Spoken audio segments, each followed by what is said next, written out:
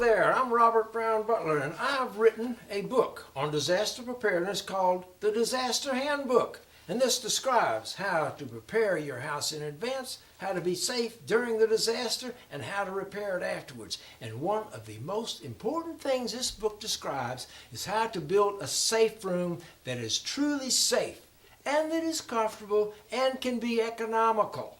And here's how you do it. First, you devise the plan. Now, I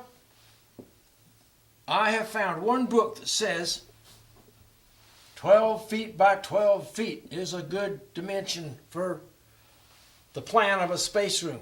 This is not true, because even though this is a square, this is an inefficient way to arrange things. If you take the same space and make it 8 feet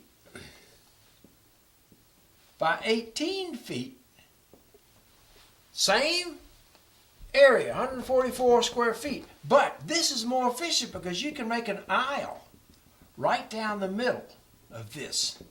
And then on the sides, you put things like a closet right here. And you put a curtain in front because the curtain takes up less space. You got the closet rods and you got the coat hangers in here. On this side, you put a bunk. Put a bunk bed over here. Put the pillow right here. And you can put, and we'll put a little ladder right here with the rungs in it. So, and you can put 3 of these on top of each other. Then, you put your little table right here. Put 4 chairs around it. Put you a little kitchenette right in here. You only need 2 burners in a safe room. Put your sink right here. You got the counter right here. You're going to put cabinets over it. You're going to put a wall right here. You're going to put plumbing inside the wall. And then you put a toilet right here. You put a sink right here. And over here, you put a shower stall. And then over here, you put shelves. Lots of deep shelves. Put deep shelves right here. Put your little wood stove right here if you want, if you're going to use this in cold weather. But there's your flue right there. There's a safe room. This is a much more efficient arrangement of everything in here than if you try to get it all into here. But there's another reason why this is a better design. And it has to do with the structure of the ceiling.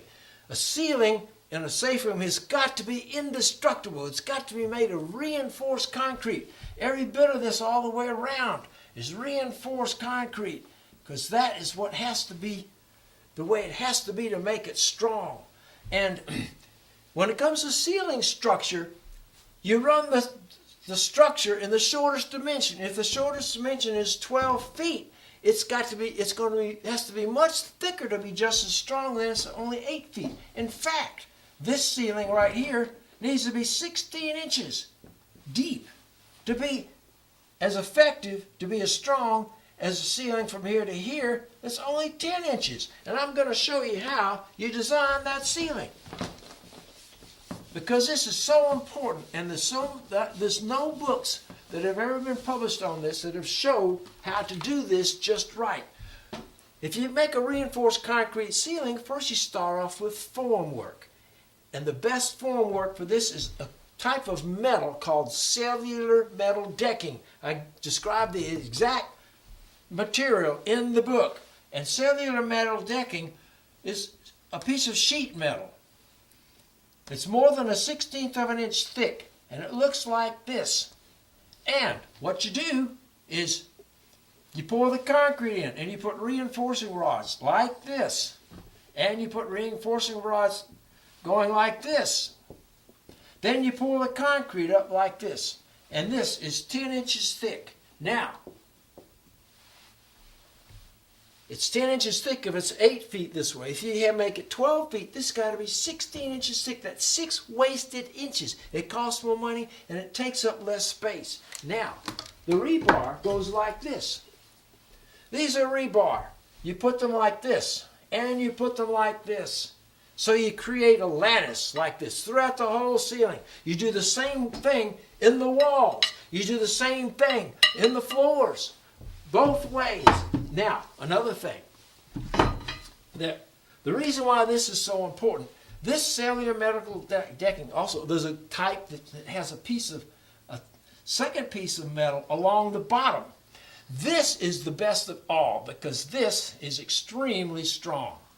This is twice as strong as this, and not only that, these spaces in here, this is usually used in high-rise office buildings, and these spaces, you run pipes and wires in here, but of course if we don't have any power, we're not interested in that. But what you can do with this type of ceiling, you can hang things from the ceiling with this type of ceiling. And what you do, you drill a hole like this, and you put this toggle bolt up into the hole, and then it opens up, and then you just screw this up tight, and then you have a hook at the bottom, which you can hang things from. You can do the same thing with this. And this is a different kind of hook. That's it. This is an eye hook. See, that's the eye, and this is an actual hook. You can put dozens of these all over the underside of this ceiling and make it versatile. You can hang shells from these things. You can store light things like cereals, paper towels, blankets up here, things that if you have an earthquake and they fall on people, they're not going to get hurt.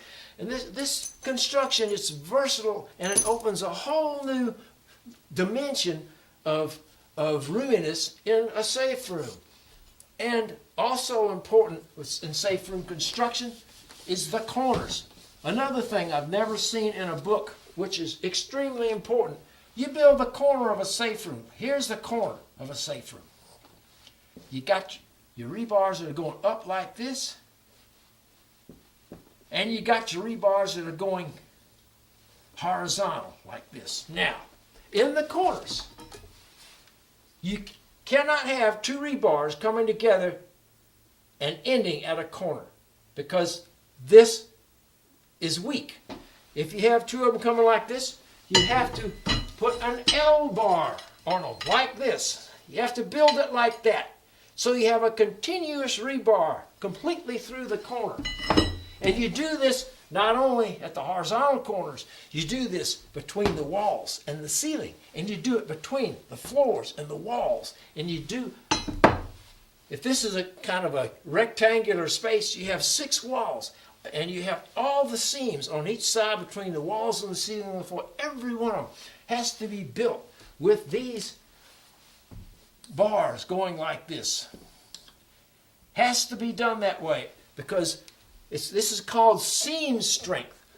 When a tornado drops a Dempsey dumpster or a truck on top of the safe room, the way that they fail quickly is the walls split like that at the corners. And so you want the corners extremely strong, and that is why you've got to build your safe room that way. Not only that, once you know the trick, once you know how to do it, it really isn't that expensive. It is no more expensive than it would cost to do it wrong. And that's what's really important about this.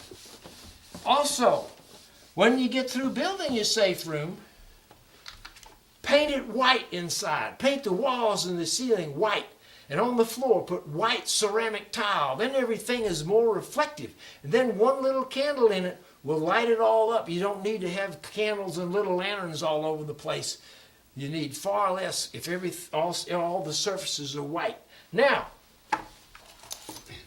most safe rooms are built in homes. You can build them in your home or your place of work. We're going to talk a little bit about how to build a safe room in your home because most of the time you will be home when a disaster strikes.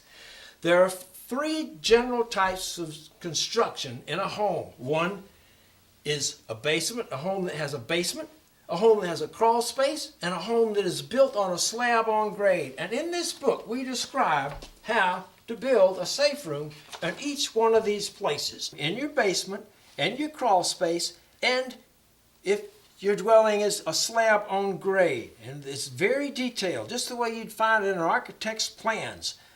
Here it is in a basement, here it is in a crawl space, and the slab on grade, I even put half of it outdoors and half of it indoors so that you can see the greatest amount of variation.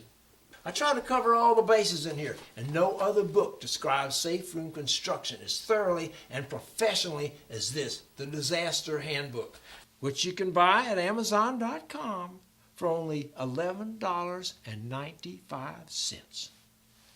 Thank you, and may nature be kind to you in her harsher moments.